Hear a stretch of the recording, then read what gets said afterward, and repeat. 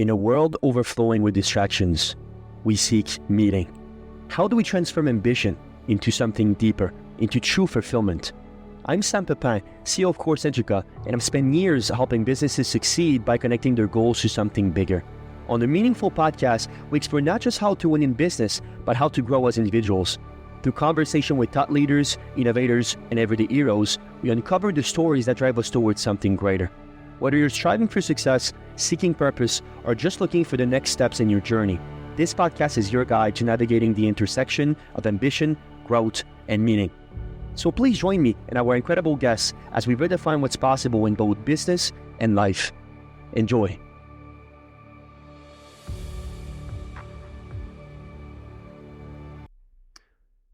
Failing to plan for the future is planning to fail.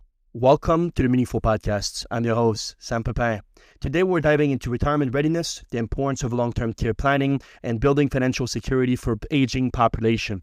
Our guest today is Michael Banner, host of the 62 Who Knew podcast and a leading expert in retirement planning, long-term care, and financial strategies for older adults.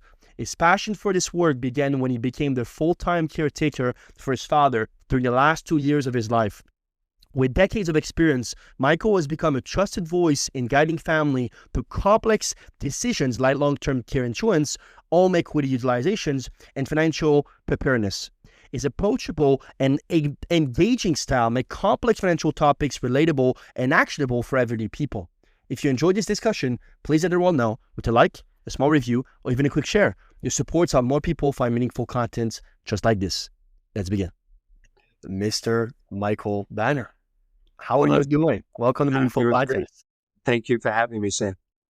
Well, it's great to have you here. And your story is one of many layers, and I'm looking forward to getting into it today. But to kick us off, please tell us more about 62 Who Knew.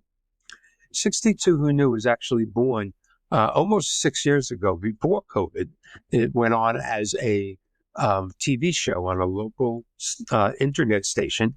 And 62 Who Knew is about the double-edged sword of longer lifespans. It's so incredible that modern science and medical technology has got to a point that a good percentage of us, 50% or more, are going to live to be 90. And that's an incredible thing. But the reality of the situation is only 2% of this country, 2%, can retire in their early to mid-60s and live to be their 90s. And have a high quality of life. But if you're part of that other 98%, well, you're working. You're doing a podcast. You're writing mortgages. You're selling long-term care insurance like I do. And I'm not complaining. Life is great.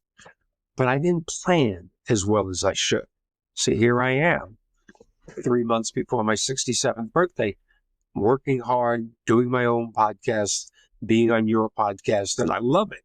Can't complain. What a great life.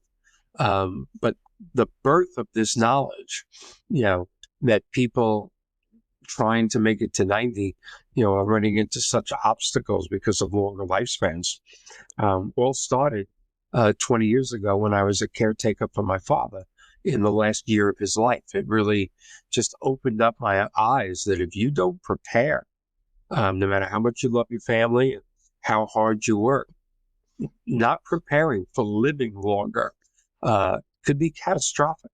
I mean, really catastrophic. My dad and I and my family was blessed that we owned a small father and son mortgage company, and it did well for us. We weren't millionaires, not even close. But when Dad needed help in the house, because I didn't want to put Dad in a facility, in a home, he was still happy and coherent the last year of his life. I wanted him to be with his children and grandchildren. And Dad had great insurance, Medicare supplemental policy. Dad was a highly decorated World War II POW. And that's another story, being Jewish and surviving a German POW camp for 14 months. That's a story in itself.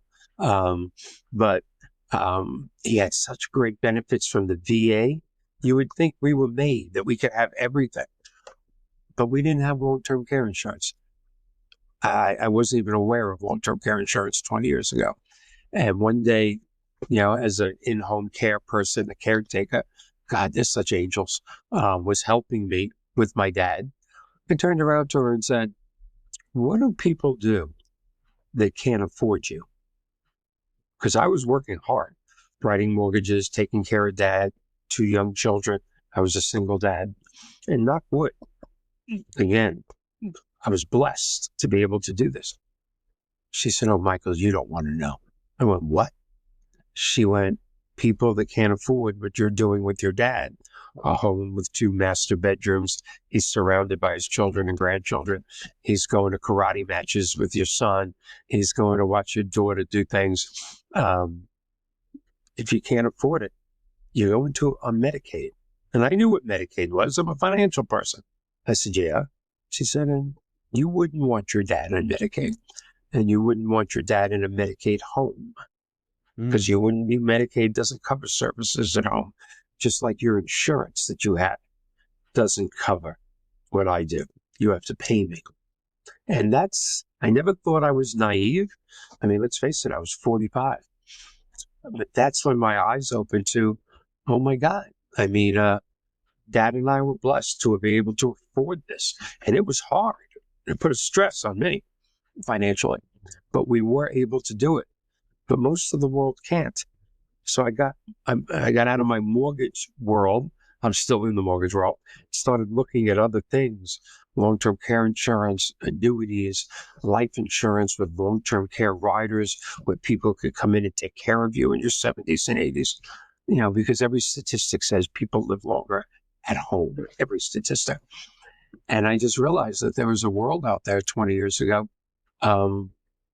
that I wasn't aware of. I mean, it was a real awakening. And that changed how I helped people, how I spoke to people.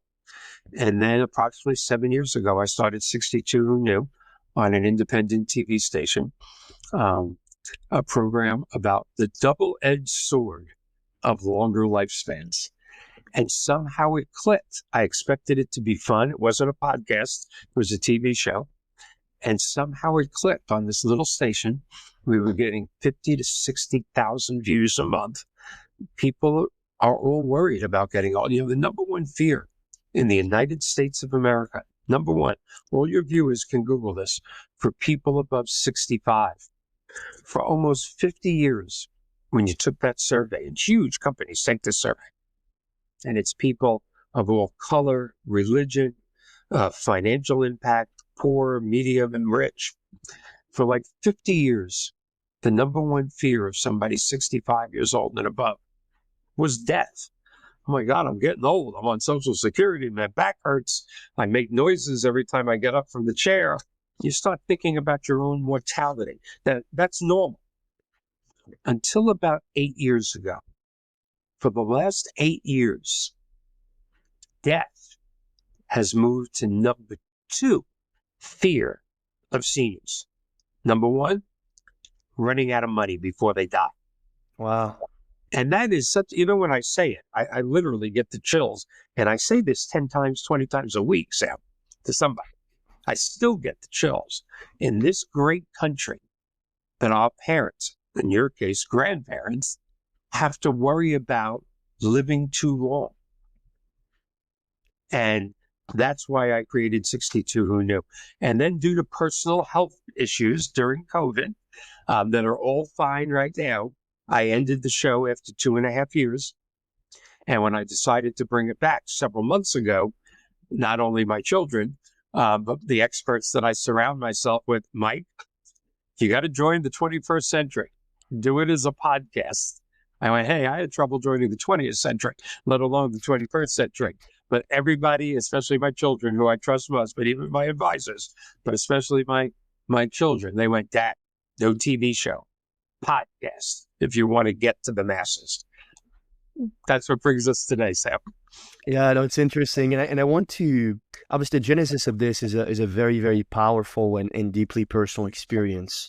But it seems to me like I was doing research, and really want to hear you on this. It seemed like it humanized the financial planning process and created sort of purpose-driven, basically mission to educate others on basically sort of on his behalf. It really comes from the heart, which I think is quite beautiful.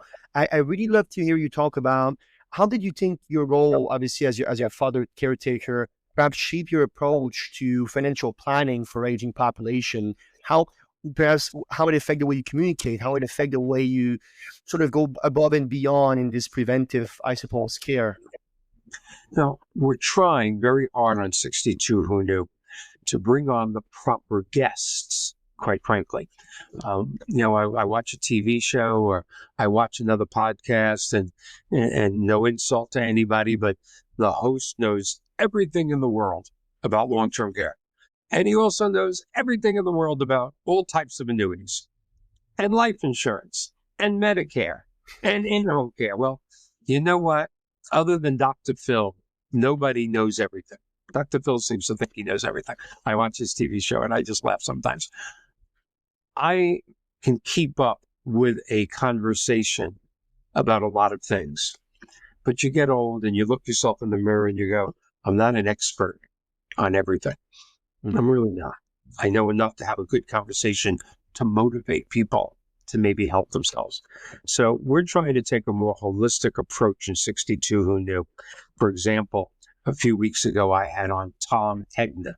For your visitors and for your viewers, please Google this man, Hegna, 5 best-selling New York Times books. He is the foremost authority on annuities in North America. So I knew the right questions to ask him, but he educated my viewers. He educated my viewers that if you're in your 30s and you're one of those in that generation, and you and your husband are both driving, I'm just going to say it, $75,000 or $100,000 cars because the young generation likes that. Your car payment is $750 or $950 a month. And it's amazing when I write mortgages, because I still do, how many people, Sam, have a $750 or $1,000 car. It's just amazing. Wow. They barely qualified for their home mortgage, but they got that $100,000 car. Tom showed us what's wrong with me? A pie chart. If one of them were to just get a cheaper car in their 30s, nice car. I'm not talking about a 72 Pinto that blows up at the stop sign. A nice car, and take $750 a month and put it into an indexed annuity in your 30s. It's over $1 million in your mid 60s. Mm-hmm. And he looked right in the camera on 62 Who Knew and went, so you're not driving a $100,000 car. You're driving $1 million car. Is it worth it? I mean, I think back to my car payment in my 30s. It wasn't anything like that, but I liked my Corvette, so it was larger than most Sprints. I should have drove a Camaro and put the rest in an annuity. So we're trying to take a more holistic approach by bringing people on like Tom Hegna. Last week, we had Nancy Hedrick, the #1 financial planning expert in the country on gray divorce. That's divorce over 50 years old. Okay. Which, you ready for this, Sam? Since the 1990s has tripled. Yeah, I'm not surprised. And it's a whole different set of rules. You're not arguing over custody of the children. You know, the children are older. But you have IRAs and 401ks and money in the bank and maybe an investment house, and who's getting the marital house. A lot of times it's very friendly. You know, look, it's just time to separate. The children are older. We haven't liked each other for years, let's face it, and it's time to go our separate ways. But it brings up a whole new world of financial problems. And she's the expert on that. She's also on my website. So what we try and do is we bring these things to the people, and then go to www.62whoknew.com, click on the annuity section. You don't get Mike Banner to tell you what my minimal knowledge is. You will get one of the most experienced annuity experts in the country if you'd like to contact him. If you go on long-term care and click that button, again, I don't pop up going, hi, you need some long-term care? I'm here to sell you. No, I will, 62 Who Knew website will connect you with one of the finest long-term care insurance experts in the country. So we're trying to take this holistic point of view. But when most podcasts end, people go, that's great. What the hell do I do now? I don't have a financial planner. I don't know anybody that sells long-term care. We're trying to take it to that next level to actually help them after the podcast. Yeah, I always say that Francis Bacon was wrong because he said knowledge is power, but the truth is applicable knowledge is power. You can have knowledge, you can have knowledge. Excuse me. Who did you Yeah, say right. that? I do usually say to people that Francis Bacon was wrong because he said knowledge is power, and I prefer saying applicable knowledge is power. Wow. All right. I'm saying that on Thursday's podcast, and I'm going to, on air, give you credit for that. Not him, you. Perfect. All right. I appreciate it. It is, I might be wrong, but I came up with it, but maybe somebody much smarter did prior to me. That's also possible. No, in our world, it's you, Sam. Perfect. In our world, it's, I appreciate it. Another quote that I really adore, and I think it's so fitting for you, and I want to, I suppose, bring the emotions on for this one, but Albert Einstein, which is one of the person that I prefer studying, said that only a life lived for others is a life worthwhile. And it seemed like all your actions, obviously, you're an admirer of your father, which is quite beautiful to see. And you seem to sort of try to, I suppose, live his legacy for who he was as a person. Tell me more about the joy that brings to your life, the meaning that brings to everything you're doing, not only from a career perspective, but who you become as a man. Wow. Sam, I've been on a lot of podcasts and a lot of TV shows and radio shows, and no one's ever really asked it in that way. Let's see, how personal do I get? And when I look in the mirror, I'm proud of the man I am. My father helped me become that. But I also know that, quite frankly, I don't think I'm a fraction of the man my father was. And it's all about time and place. I learned that from my therapist, by the way. Dad was a World War II hero. I mean, 2 Purple Hearts, 2 silver clusters, 2 bronze clusters. We didn't even know till after he died because of his status as an ex-POW and all his medals. Dad was always so concerned when I die. Make sure I get my effing flag. I want my flag on my coffin. And he said that in his 50s, right through his 80s, because he was so proud of his service. His dad, I'll get you a flag. Stop. We didn't know until a few hours after his death when I called VA. I was keeping my word to my dad, gave his service number, and said, I need a flag for his funeral. We're Jewish, so Jewish people have funerals very quick. I don't know if you know that. And they said, wait a minute, your father's service number, read it again. I read it. They said, Staff Sergeant Alexander Banner. I said, yeah. I said, hold on for a second. And actually, it was a few minutes. I was thinking, there's no music. It's the VA. Do I have to hang up and call back? And a person gets on the phone. I wish I could remember his name, but he was a retired lieutenant colonel. I said, Mr. Banner, I got to tell you something. I said, what's that? He said, your father doesn't get a flag. And for like 1 second, I went into fury in my mind. Mm-hmm. I'm saying, what the F? I'll go buy a flag. He went, Mr. Banner, your dad gets a full military funeral. 21 gun salute, the whole 9 yards, with representatives from the Air Force there to honor him. And it just, to this day, I just went, then I started to cry. Now it just gives me chills. Yeah. So can I be like my father? Can any of the sons of the greatest generation be like their fathers? Probably not. I've never been in a war. I would have went if I was drafted to Vietnam, but I missed it by a couple of years. I'm very thankful for that. But because of my father's upbringing, even though I didn't believe in the Vietnam War, if I was drafted, I would have went. I also always have to say to your listeners, if they're Vietnam veterans, my father, through his whole life, right up to his 80s, always said to me, Michael, one of the worst things that this great country has ever did was not honor the Vietnam War veterans. We could be in a family restaurant, because we didn't eat fancy family restaurants, Outback, Olive Garden. We could be sitting there, 60s, in his 60s, 70s, even early 80s, and he'd look over and see somebody wearing a hat with Vietnam on it, and he would say to our servant, "Don't tell them, just give me their check and tell them America loves them and thanks them." So to all the Vietnam veterans out there, we're sorry America did that, because you're just as much a hero as anybody else. But I never served in the war. Okay.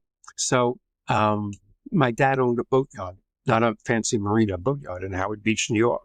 I've seen my dad several times get mouth to mouth somebody on the beach where the boatyard was because they were drowning, and literally saved their lives. I've never saved anybody's life. You notice my heroes back there. My first hero is Superman. When I grow up, I want to be Superman. I've been trying since I'm 5. My father was my Superman. He was everything.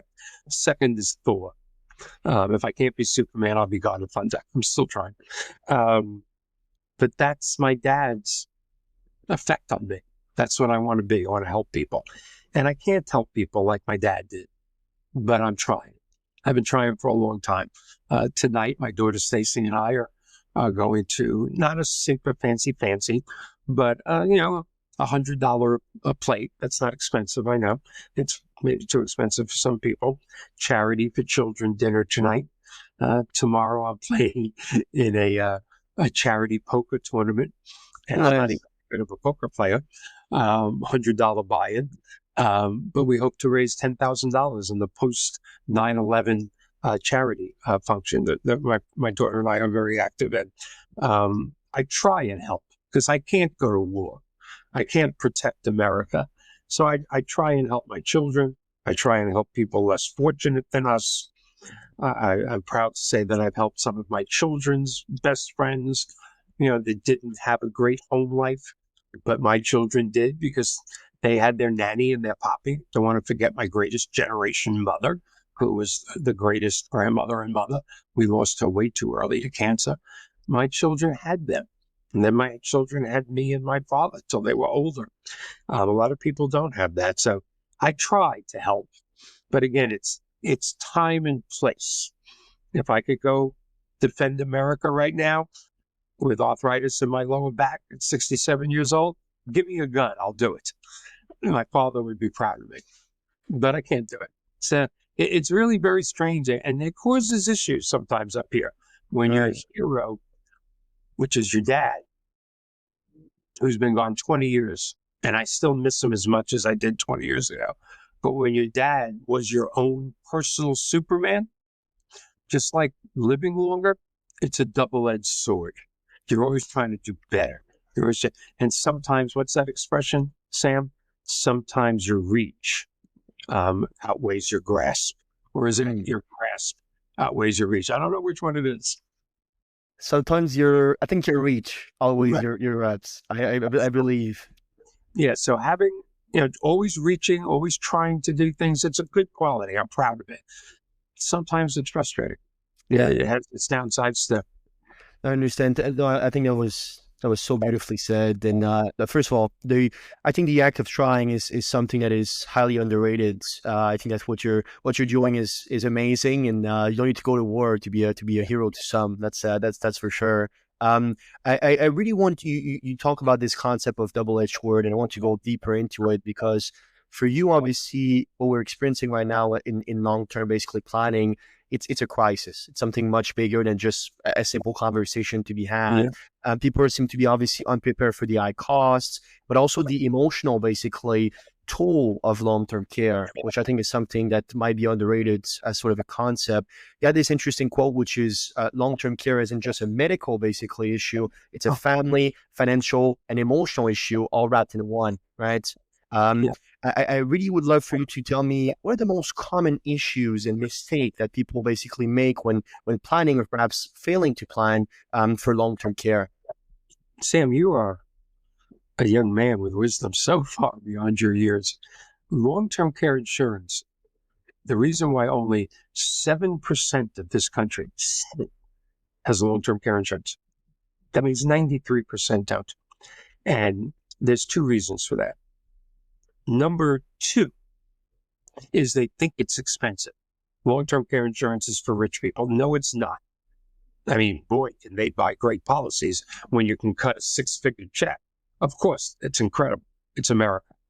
But there are ways to pay for long-term care insurance over 5 years, 10 years, 15 years, with a payment a lot lower than your car payment. In fact, it might be lower than your freaking phone bill. Okay. So that's the first fallacy. And the second fallacy, I should say. Number one is emotion. You have hit it on the head, like with me. We could have well afforded to buy Dad long-term care insurance in his 50s. I'm his son. He's my hero. I'm going to take care of my father. Okay? In most families, quite frankly, it's usually the daughter. In this case, it was son. Okay. In many cases, it's son, but in most cases, it's the daughter, which is another subject, Sam, on how women, who are the caretakers of the family mostly, take years off their professional reputation, professional life, to help care for in-laws or their own parents or a sick child. And then they get into their 60s and they're not prepared for retirement because they were out of the workforce for so many years taking care of the family. That's a show in itself, which we do with it. But it's emotion. And this is another story that if my father was alive, he would kill me. But one night when Dad was on his downslide, but still quite coherent and had his pride with him, and we had it was actually a baby monitor. So if something was wrong in the middle of the night, my dad could say, "Hey, kiddo," he called me kiddo from the time I can remember until he died. "Kiddo, I need you." And this was like the first time that he did that. It was like 3 a.m. And he always he'd say to me, "Would you stop calling it a baby monitor?" I said, "I'm sorry, it's a baby monitor. I found it in storage." But I came in and, like I said, he's probably looking down at me going, "Don't say this." He had an accident. 81 years old, congestive heart failure. Doctors already said his time is limited. So I helped him out of bed. I cleaned the bed and I helped him in the bathroom. And I was so happy to do it. And he had a very weird look on his face. I know his pride was hurt. I mean, that was just kind of man he was. But when everything was done, back in bed, I said, "You eat anything, drink something?" I go, "No." He goes, "Wait a minute, come back here." I go, "What?" He goes, "I don't like this." I go, "Why?" I said, "Of course you don't like it. You've been, the tough guy your whole life." He said, "No, not that. I only have a few months to go. I'm fighting it. Maybe it's longer. I know that. The doctors have been honest. I'm just going to say it. If you have to bleep it or edit it out, Sam, feel free to do it. I don't want my son helping me wipe my ass. Hire somebody. If you can't afford it, borrow the money or go write another frickin' mortgage. I need you to be my son the next few months. Surely my son, not my nurse. I don't want it." And I just looked at him and said, "You're just being prideful. You changed my diapers, didn't you, when I was younger?" He went, "Michael, in the 1950s, men didn't change diapers. Are you kidding me? I'd never touched a diaper in my life.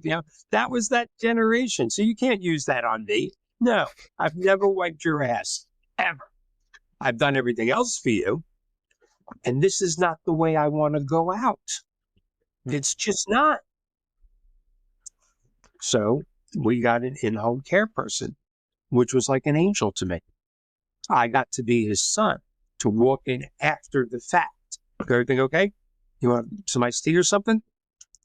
And I get up and watch a repeat of New York, of NYPD Blue, which was one of his favorite programs 20 years ago. "No, I'm good, kiddo. See you in the morning. I want eggs for breakfast." "Okay, I'll make sure you got eggs." That's, again, if I had long-term care insurance, or if Dad had long-term care insurance, I wouldn't have had to work so hard to pay for the in-home care. I mean, back then, Sam, Medicare supplemental policy, and the best VA benefits a soldier could have.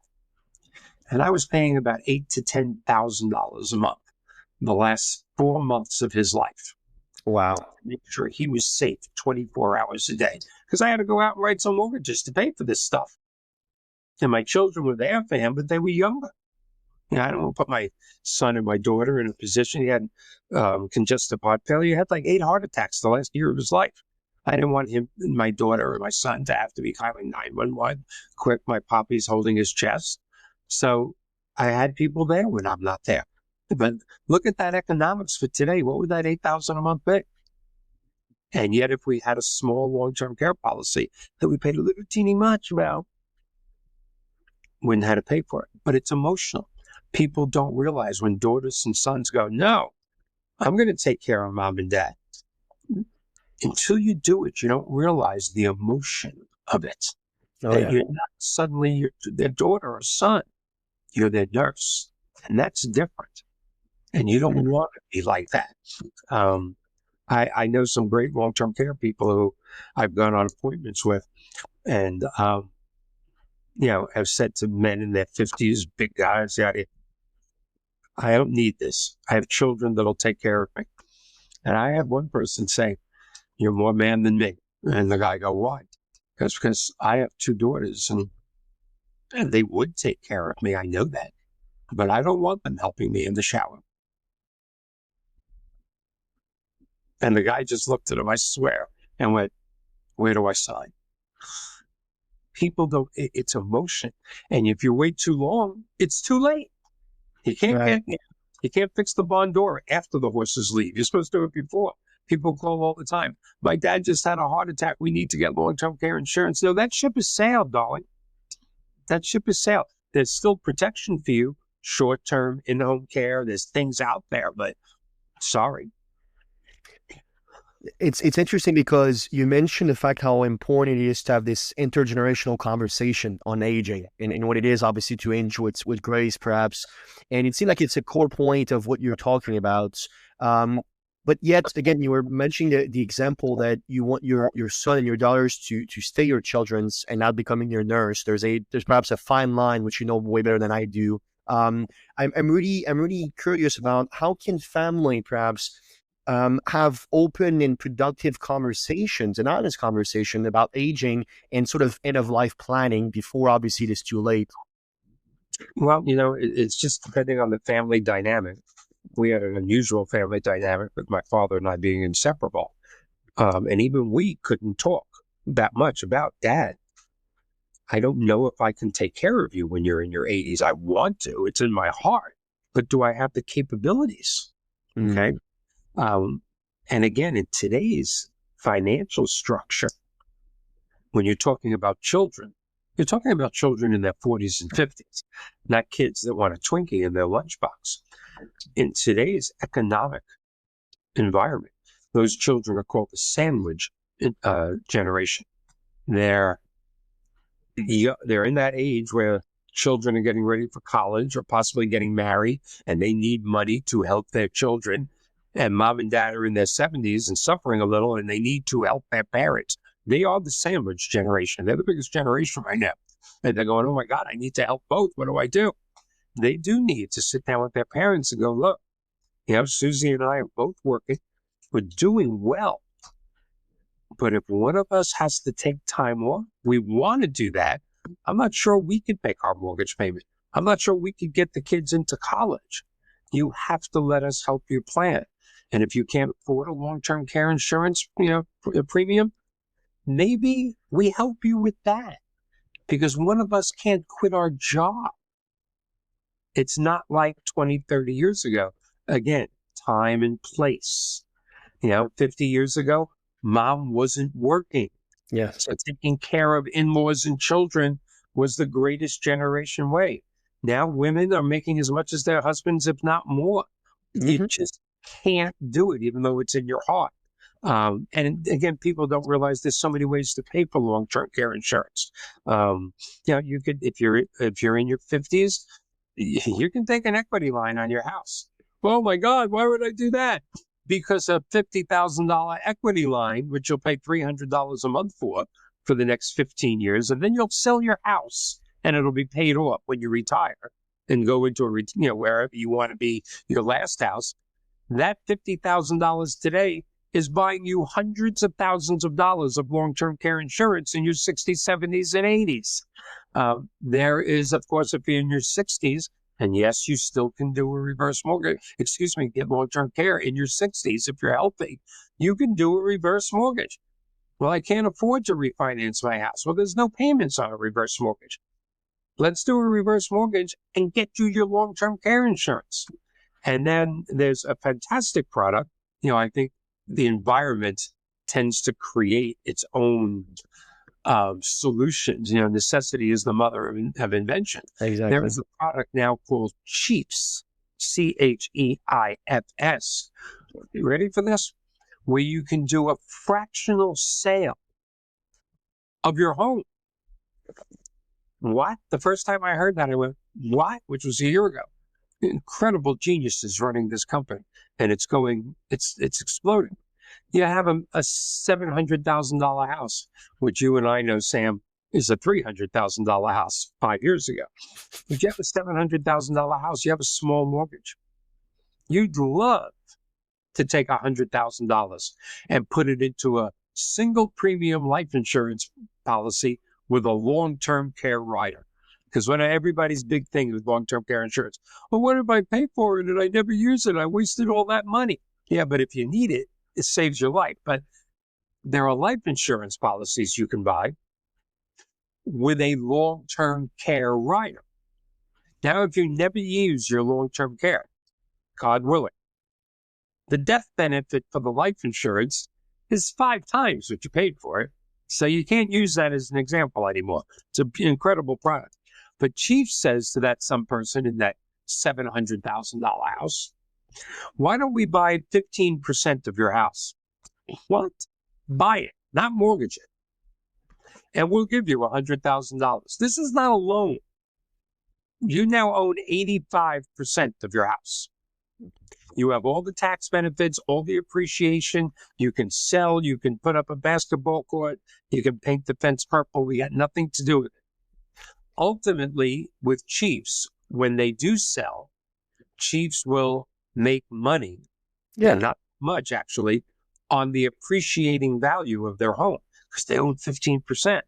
But guess what? If the value goes down, like it did in 2008, they take the loss with you. So people in their 50s who have $1 million house, Sam, and boy, there are a lot of those people, not like my generation. When you had $1 million house, you were rich. It seems like everybody I do a mortgage for lately has $1 million house. You want to sell 20% of that house for $200,000 in your early 50s, have no payments, take that $200,000 and put it into an insurance product that grows with long-term care that's worth 5 times that in your 70s. So there are products out there to overcome the emotion of, I can't afford it. But there's no products that, like you said, that surpasses sitting down at the dining room table with mom and dad and going, we want to take care of you, but can we afford to in today's time? It's a very emotional talk. Yeah, no, I'm sure it is. I'm sure it is. And one thing I hear very often, and obviously I think that's why Civic 62 Who Knew is so important, is that the perhaps the navigation of the financial basically market is so complex. I see so many people, and they're great people and they are intelligent, but the financial literacy is so poor in America, and I'm in Canada. Exact same thing, by the way. So no shame on American whatsoever. No.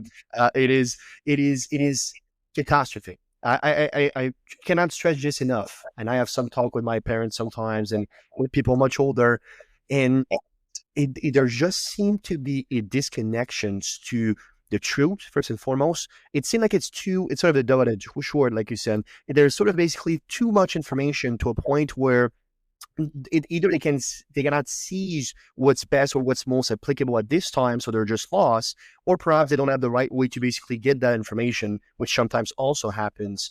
I suppose when you're thinking about what you're doing with the sites, but also what are your top, perhaps, I suppose, tips for financial educators, most importantly, to better connect with everyday Americans and less in this sort of snobby way of, well, that guy doesn't understand my situation, right? That guy is a $400,000 job on Wall Street. Why would he care about me? Why would I care about him? What's your best tip to make sure that we connect with the people that needs the most? Yeah, that's boy. Again, your questions are staggering. Again, it's a problem in this country because I have friends that are certified financial planners. They're wonderful people, wonderful fathers, wonderful husbands, wives. But I only like talking to people with $2.5 million in the bank. Well, you know what? That's 1% of America. The other 99% are doing very well, but they don't have that kind of money. It's not even close. But there are a plethora. I've always loved that word, Sam, since before you were born. There are a plethora of financial advisors out there, good people that will sit down with you in your 30s, 40s, and 50s and say, okay, you and your wife make great money. Here's your mortgage payment. Here's your this.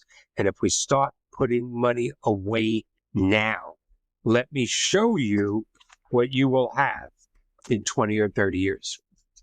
And you're too young for long-term care insurance. We'll talk about that in your 40s or 50s. Well, how will I pay for it? You're going to pay for it because you spent 15 years already planning to pay for it. So there are many financial advisors out there, that would love to sit down with you. And, it's emotional also. You need to like that person. If that person leaves your house or you leave their office, or in this Zoom Teams world that we live in post-COVID, they might be 1,000 miles away. Well, I think one of the advantages of this is you do get to see someone. You see them when they're talking. If you don't have a good feeling, it's okay. You ready for this? There are 1 million financial advisors in this country. I think it's like 1.2 million. Try another one. Get somewhere that you like. And if it's a good financial advisor, he's going to have a circle of experts. He's going to say when they're 65, oh, whoa, I'm not a Medicare supplemental policy expert, but I work with one. It's a circle of people. We're trying to create that circle again on 62 Who Knew this coming Monday.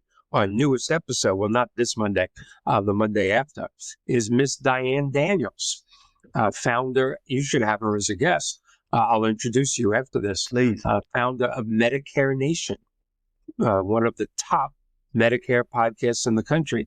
And without a doubt, she is one of the top experts on Medicare and Medicare supplemental policies in the country. Retired policewoman from New York, just an unbelievable woman. But I have friends, they're 65, they get Medicare. We're a great country. You get it like that on your birthday. But now you need your supplemental policy at 65. Medicare takes care of 80%.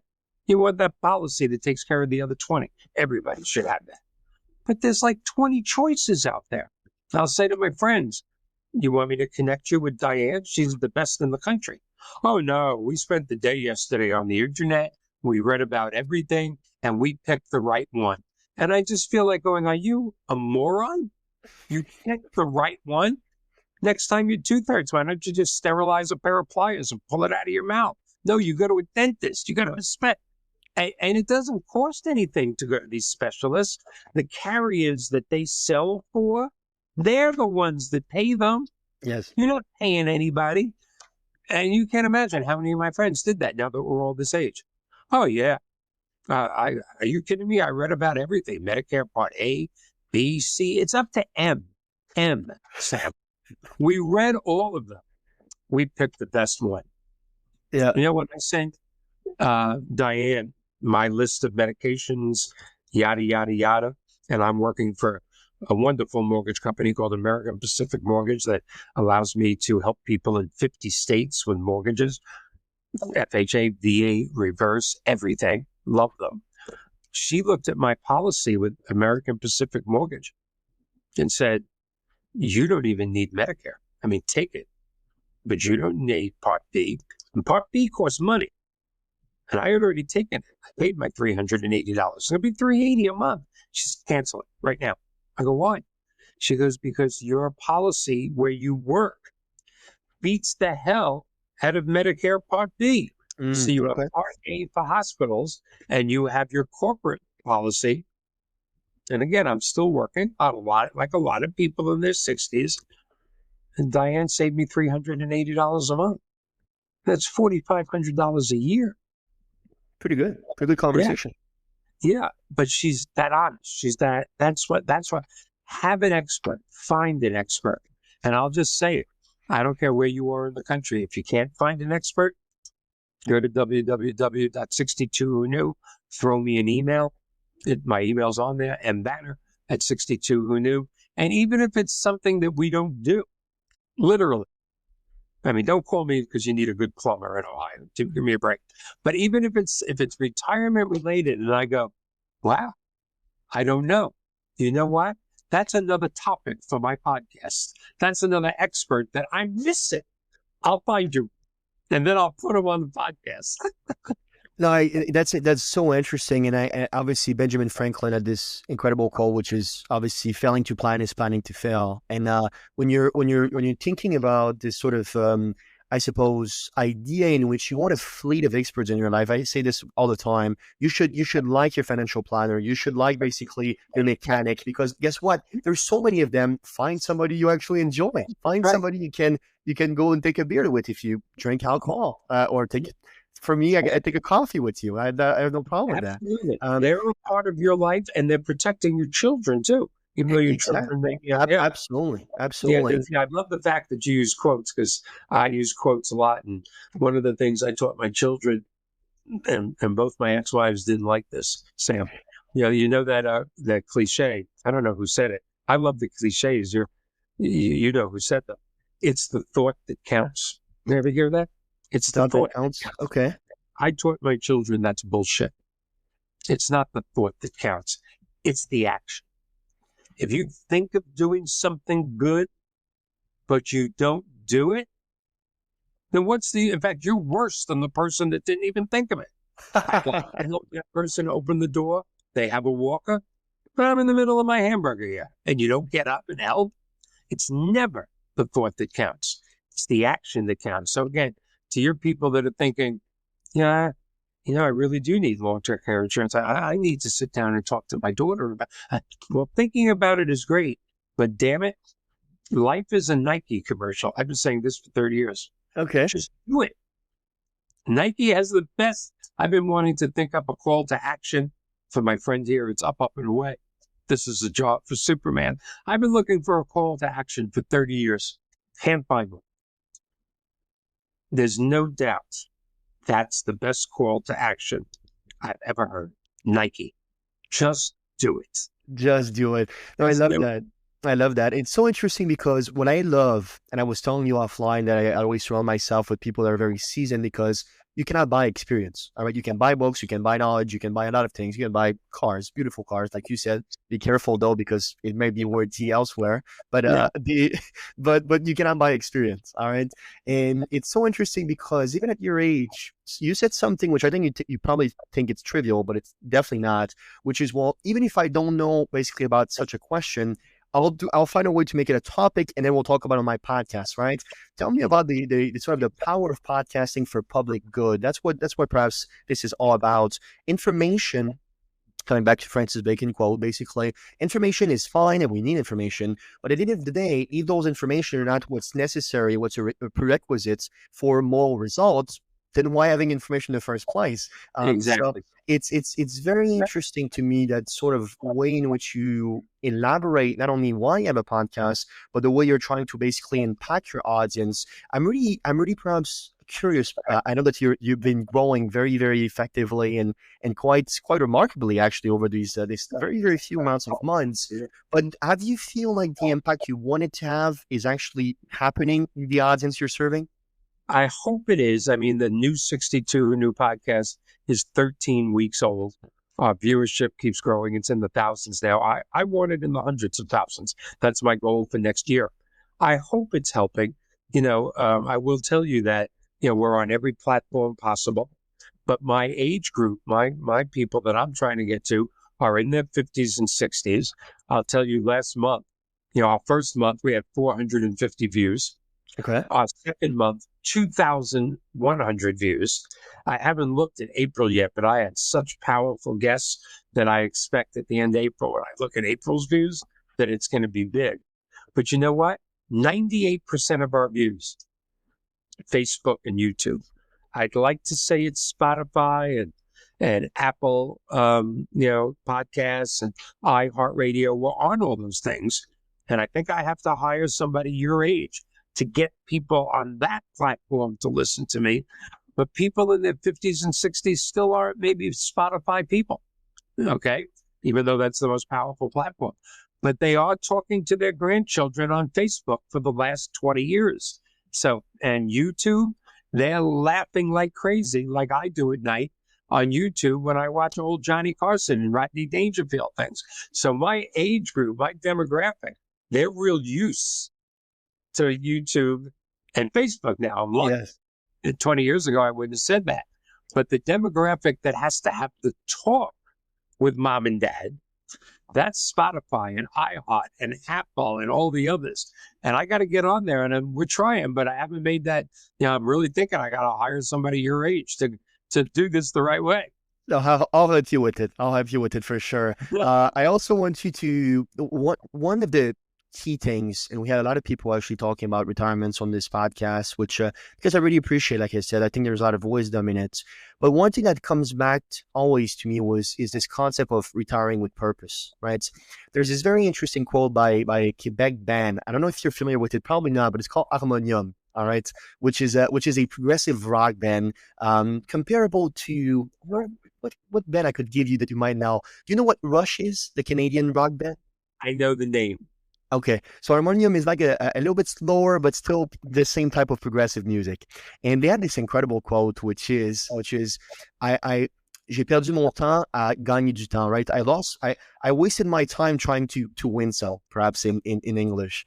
And I find like this is something that is so crucial because a lot of times, like you said, we live in a world now where you gotta live a long life. All right, obviously, knock on wood. There's all sort of unexpected things, but if you take care of yourself decently, you're in a first world nation like we are. Like you said 50%, right? We'll live higher than 90.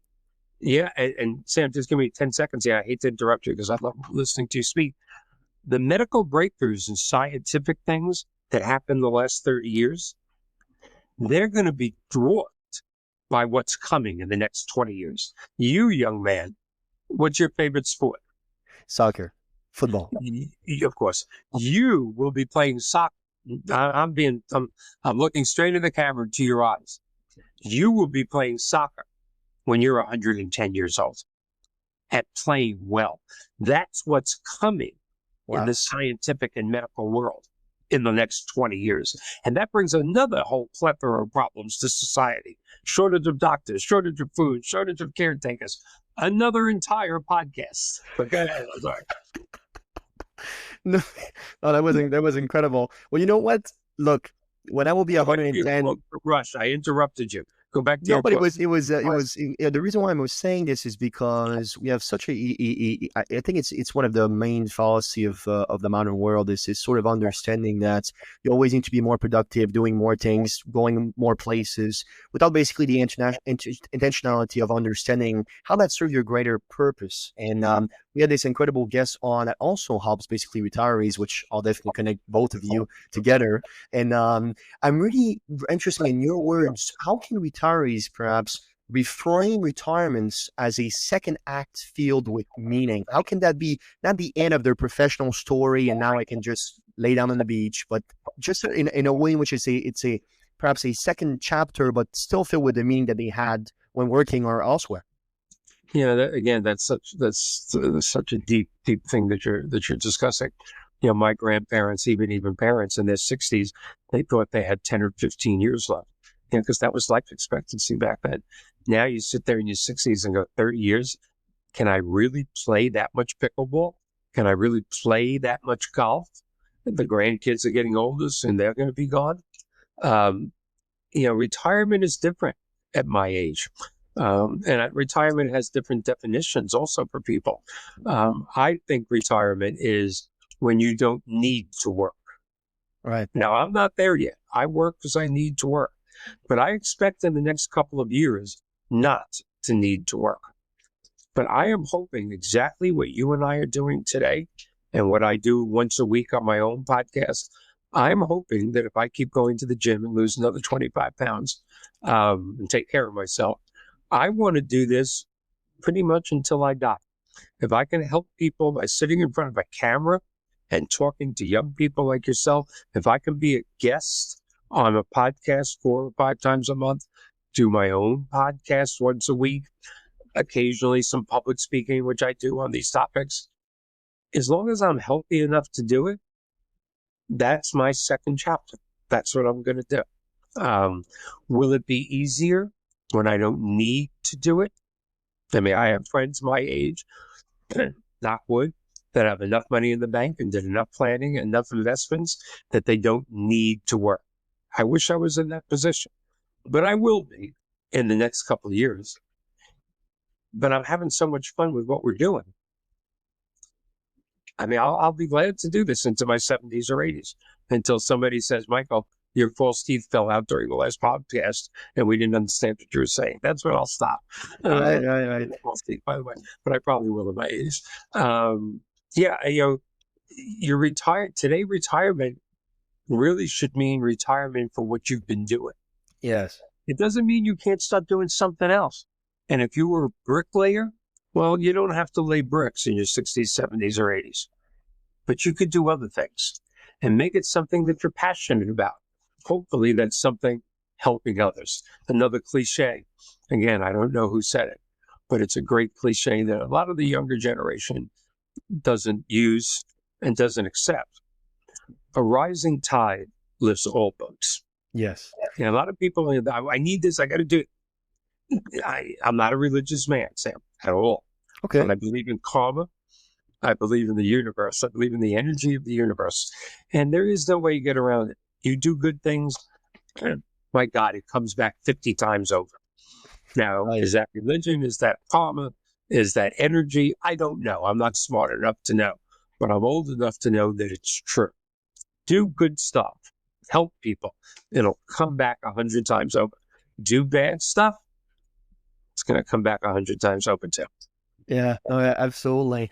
It's interesting because one thing that you've been quite critical of is, I suppose, the public policies, right? You talk about this quite often, and you have decades of experience in this. So I think at least your opinion is worthy of perhaps being philosophized upon. But you're quite critical, basically, public policies on elder care and retirements, and perhaps basically offering your own insights into what needs to involve. I will perhaps give you another quote, which I absolutely appreciate, which is Franklin D. Roosevelt. And he said that the test of our progress is not whether we're able to give more abundance to those who have it, but whether if we can provide enough for those who have too little. And it's an extraordinary quote, which I think really much set the stage for what you're talking about very often. But in your heart, or maybe somebody that was on a podcast, for example, what public policies do you think that needs to be reformed to benefit basically the aging Americans today?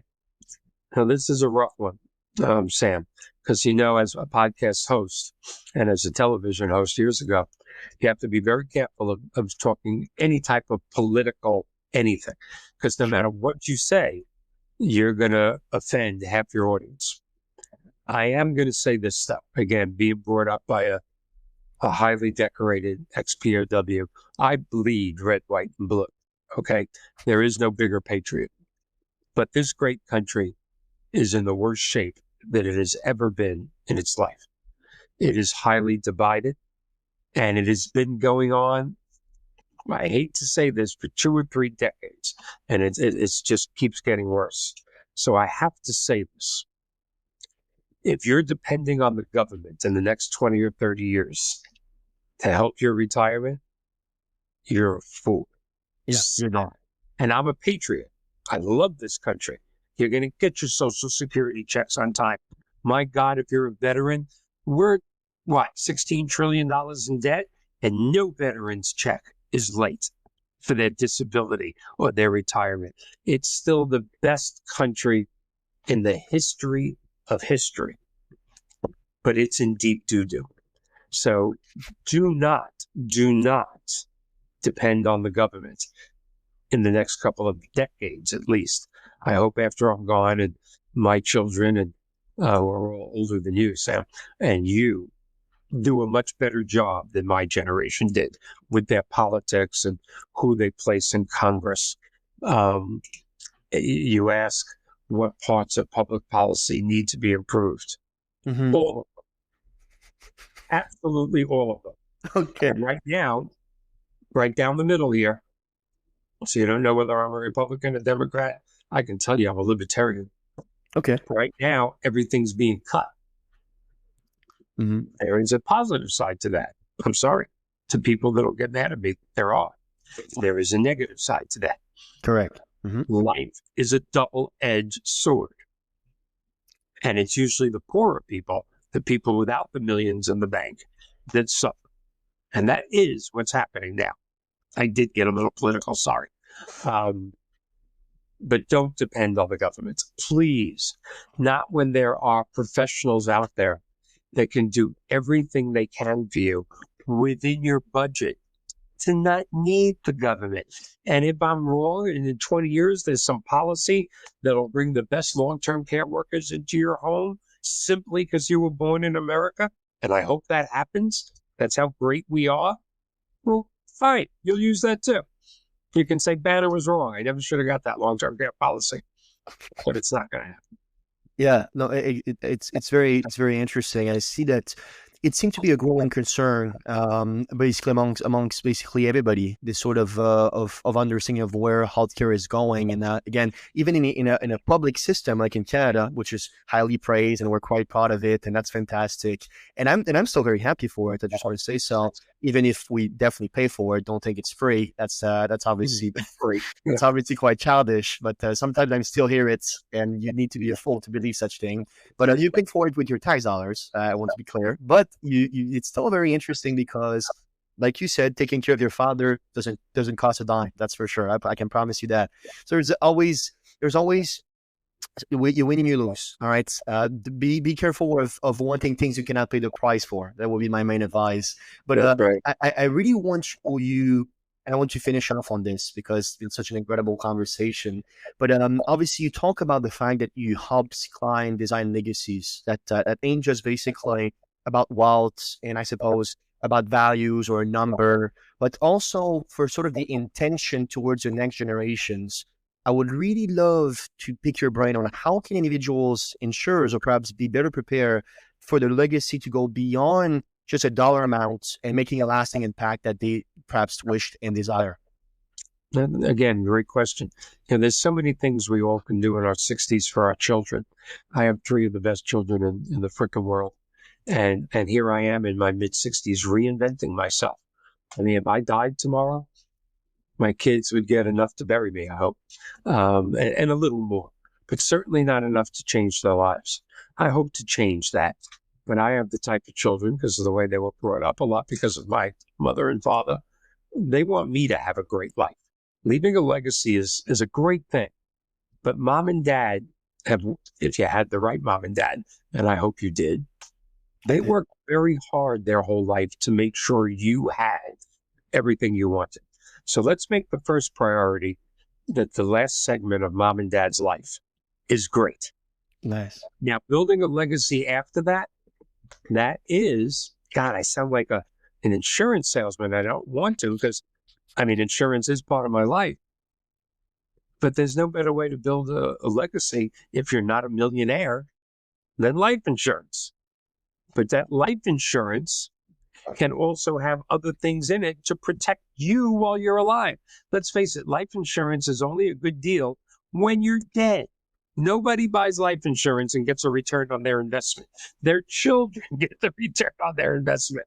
But there are so many products out there right now, from annuities to long-term care insurance, that attach to life insurance. If it wasn't for my life insurance, I'd be ashamed of what my children were getting if I died tomorrow. But I have life insurance. Not a lot, but enough to make me feel this will help my grandchildren go to college. This will help them buy their first car. That's my legacy right now. I hope that legacy in 20 years is a lot bigger when I go. Another thing that a lot of people are doing, and I know we're winding up, is, you don't have to wait till you're dead to do your legacy. I have clients that are doing sheets, selling a fractional part of their home right now, or a reverse mortgage, depending on their age. And they're taking a couple of $100,000 that they were going to leave to their children or grandchildren, but their children or grandchildren are having trouble right now. Their grandchildren are strangling on their student loans. They can't qualify for mortgages, even though they make a good money, a good living, because their student loan payments are so big. And I have people going, you know what? Thanks to a great financial planner, not me. I will say this to people if I get the opportunity. Their financial planner went, you worked your whole life. Your home is free and clear. You're in tears over what your grandchildren are doing. Let's either sell a portion of your house or do a reverse mortgage. How many grandkids do you have? 4. How much do they owe on their student loans? Each about 50 grand. Why don't we give them the 200 grand while you're alive? So they can give you a hug and a kiss. There's your legacy. Now they go to a house and enjoy your legacy while you're alive. I've never seen things like this till 5 years ago. People going, you know what? The hell am I waiting for? I had a lady on the East Coast of Florida that wanted to give $1 million to a cancer ward in a hospital and to name after her husband because they took such good care of her. She ended up doing $1 million. Somebody said to her, not me. She ended up doing $1 million reverse mortgage so she could be there at the ribbon cutting with the plaque with her husband's name on it. I mean, it's just incredible when you think about it. So don't think your legacy has to be after you're dead. Why not live your legacy?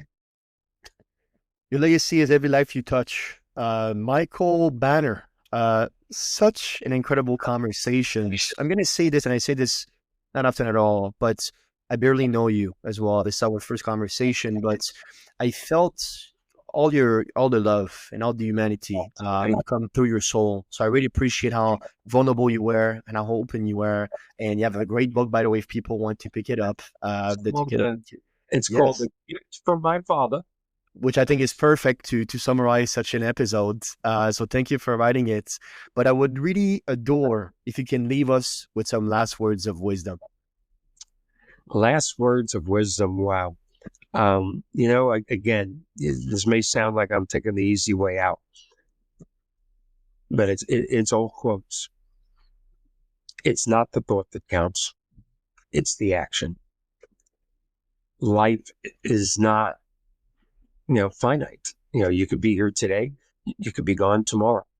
Do what you can. Keep yourself in good shape. Do what you can. But help others. End your day or your week, no matter what you did.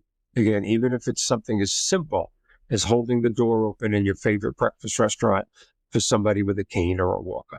You don't have to go out and give thousands of dollars to charity. You don't have to do that. See if you can end every day going, yeah, I did good. And you'll have a good life. That's really, I'm oversimplifying it, but I guess I'm not oversimplifying it.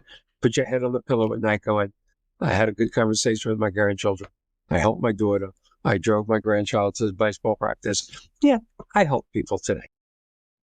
Thank you for spending your time with us today on the Meaningful Podcast. If you enjoyed this episode, please leave a review or share it with someone who could benefit from it. And always remember, your story matters. Make it meaningful. We hope to see you next time.